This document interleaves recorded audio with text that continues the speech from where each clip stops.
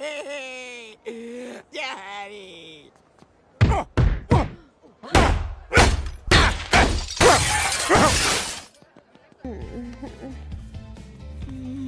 Chris! What are you doing? Getting scraped to death by my zipper? You bastard! How the hell can you be cheating on me? I'm the one who made you popular! Chris Griffin may seem like the sweet, nice member of the Family Guy cast, but he's made plenty of regrettable choices over the years. From petty theft to hurtful pranks, Chris's insecurities and desperate attempts to fit in have led him down some dark paths. Today, we will be counting down 7 of the worst things he has done in Family Guy. Number 7. Chris severely injures Brian. Chris Griffin has always struggled with talking to girls. Though he's shy and sweet, he often ends up scaring them away. Chris, I like you. You don't have to try so hard. I'm sorry. When I'm around a pretty girl, I get all worked up like a kid watching a toy commercial. In fact, Chris is willing to go to extreme lengths to get a girl's attention, even if it means hurting the family pet. Tell her exactly how you feel. But she said she never wants to see me again. Well, I'm sure you can come up with some excuse to see her at the vet. Is there any more coffee? In the episode Long John Peter, Chris falls for Anna, a girl who works at a veterinary clinic. Now you say something. You're funny, but I bet a lot of girls tell you that, huh? Well, the only girl I know is my sister, and she sucks. Oh, I'm sorry to hear that. Wow, we're having a conversation.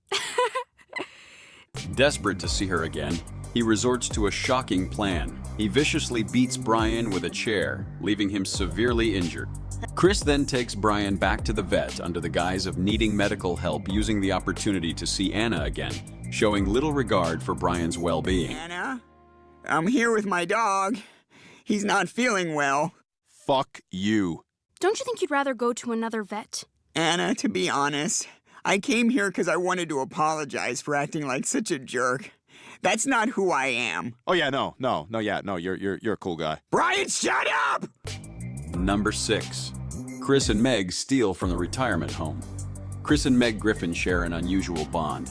They both experience similar bullying but can turn on each other in an instant. Despite this, they make a great team, especially when it comes to bending the rules.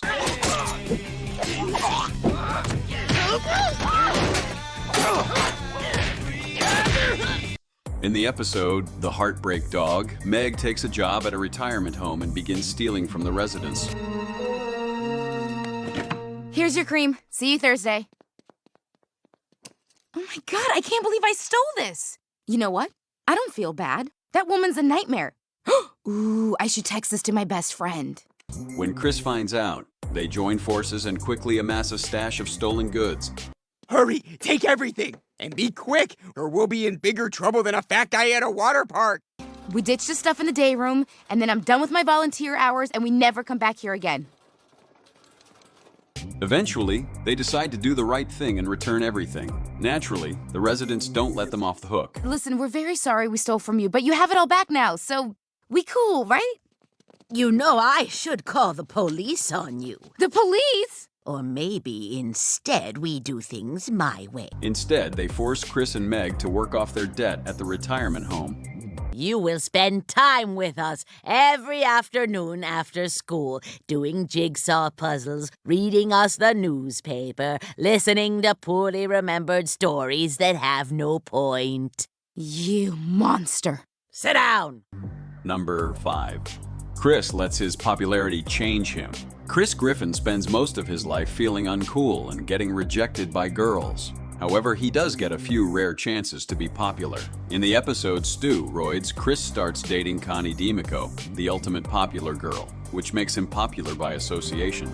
Reggie, Fitzy, T-Bone, Gagaboo, Nazi Guy.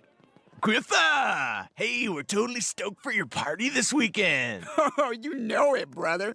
At first, he genuinely cares about her, but the newfound popularity quickly goes to his head. He throws a party at his house, but pointedly leaves Meg off the guest list. Eventually, he even breaks Connie's heart when he starts enjoying the attention he gets from other girls. Chris, what are you doing? Getting scraped to death by my zipper? You bastard! How the hell can you be cheating on me? I'm the one who made you popular! No, Connie, beating up that Jewish kid made me popular. Chris loves being popular but forgets what got him there, transforming into everything he never wanted to be. Number 4. Sends an inappropriate picture to a girl. Chris Griffin is no stranger to crossing the line, especially when it comes to expressing himself to girls he likes. While the characters around him have evolved over the years, Chris still struggles to talk to girls. Holy moly, Marcy Miller! She bought feminine products at my dad's pharmacy, so you know she's up and running. Yeah, I wish I had the guts to talk to her. Talk to her? In the episode An App a Day, Chris's friend Neil Goldman persuades him to send an inappropriate picture to a girl he likes. If you want to get a girl's attention, you text her a picture of your penis. What? Really? Are you sure? Oh, yeah. People who send their daughters to public high schools are basically asking for this. Well, I did just get this new phone from my dad. Chris follows Neil's suggestion and soon finds himself in serious trouble. Mr. and Mrs. Griffin, we've got a bit of a situation, which is why I've asked Officer Swanson to join us. It appears Chris sent an inappropriate photo of himself to one of his classmates. That's right. He texted a picture of his peenie. Although he admits his mistake and apologizes, he still has to face the consequences of his actions. Number 3. Chris, the homecoming king. Chris Griffin has always been one of the uncool kids, but he does get a taste of popularity. In the episode Chris decides to run for homecoming king. And to his surprise, he wins. Nominee for homecoming king is Chris Griffin. Thank you. I'm Chris Griffin. And this year's James Woods High homecoming king is Chris Griffin. Yay! Yay! Holy crap! I don't believe it. Chris won! Brian and Stewie investigate and discover that his classmates voted for him out of pity. Regardless, Chris lets the power of being homecoming king go to his head.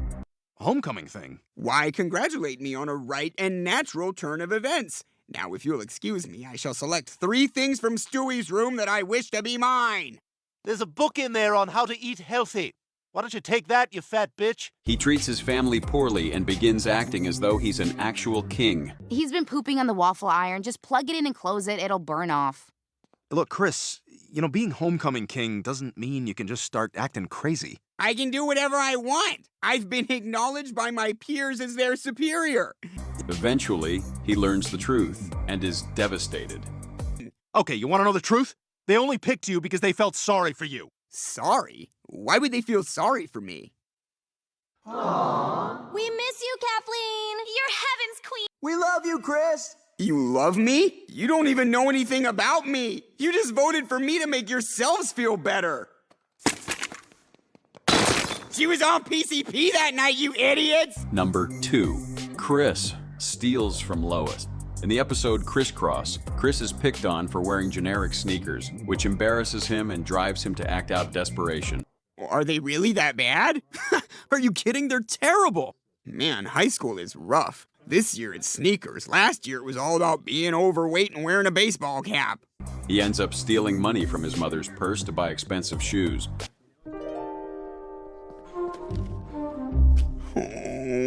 Things get even worse when his sister Meg catches him in the act and blackmails him into doing her chores. Well, that depends. On what? How about I won't tell Mom and Dad about the money if you promise to do whatever I say. Meg, this is how a lot of porn starts. I mean it, Chris. I'll tell them. In this case, the punishment ends up being worse than the crime, and Chris learns a harsh lesson. Okay, Meg, I stood outside Planned Parenthood for 36 hours, and here are the pictures of every girl in your class who went in. All right, good.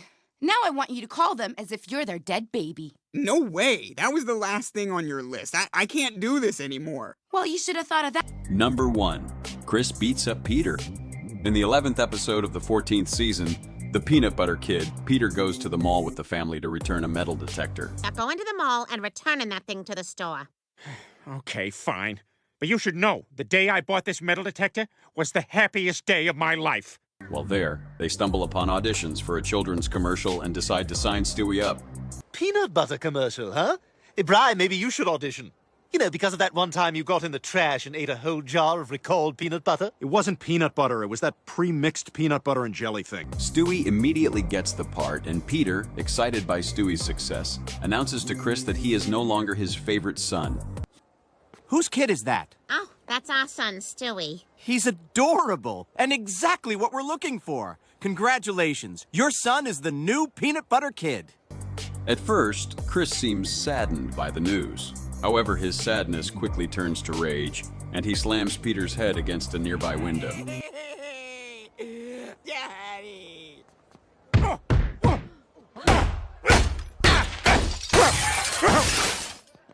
When Peter returns to the rest of the family, he explains that Chris wasn't actually upset by the news.